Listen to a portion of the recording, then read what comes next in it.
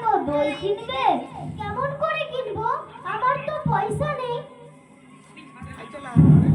পয়সা নেই? কেমন ছেলে তুমি? কিনবে না তো আমার বেলা বইয়ে দাও কেন? আমি যদি তোমার সঙ্গে চলে যেতে পারতুম তো যেতুম। আমার সঙ্গে? হ্যাঁ, তুমি যে কত দূর থেকে হাঁটতে হাঁটতে চলে যাচ্ছ শুনে আমার মন কেমন করে। বাবা, তুমি এখানে বসে কি করছো? কবিরাজ আমাকে বাইরে যেতে বারণ করেছে, তাই আমি সারাদিন এইখানেই বসে থাকি। আহা বাচ্চা, তোমার কি হয়েছে? আমি জানিনি, আমি তো কিচ্ছু পড়িনি, তাই আমি জানি না আমার কি হয়েছে। দয়ালা, তুমি কোথা থেকে আসছো? আমাদের গ্রাম থেকে আসছি। তোমাদের গ্রাম? অনেক দূরে তোমাদের গ্রাম? আমাদের গ্রাম ওই পাঁচশোড়ো পাহাড়ের তলায় শ্যামলী নদীর তীরে। পাঁচশোড়া পাহাড়, শ্যামলী নদী, কি জানি, হয়তো তোমাদের গ্রাম দেখেছি, কবে সে আমার মনে পড়ে না। তুমি দেখেছো? পাহাড়ের তলায় কোনোদিন গিয়েছো নাকি? না, কোনোদিনও যাইনি।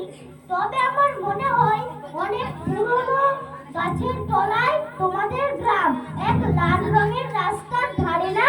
ঠিক বলেছো বাবা। পাহাড়ের গায়ে সব গরু চড়ে বেড়াচ্ছে। কি আশ্চর্য, ঠিক বলেছো। আমাদের গ্রামে গরু চড়ে বই কি, খুব চড়ে। মেয়েরা সব নদী থেকে জল তুলে কলসি করে নিয়ে যায়, তাদের লাল শাড়ি পরা। বাবা, ঠিক বলেছো।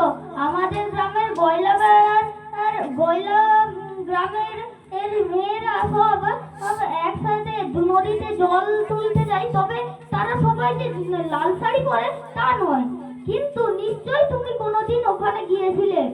সত্যি বলছি দয়ালা, আমি একদিনও যাইনি। কবিরাজ যেদিন আমাকে বাইরে যেতে বলবে সেদিন তুমি নিয়ে যাবে তোমাদের গ্রামে?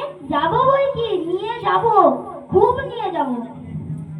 আমাকে তোমার মতো দই বেচতে শিখিয়ে দিও।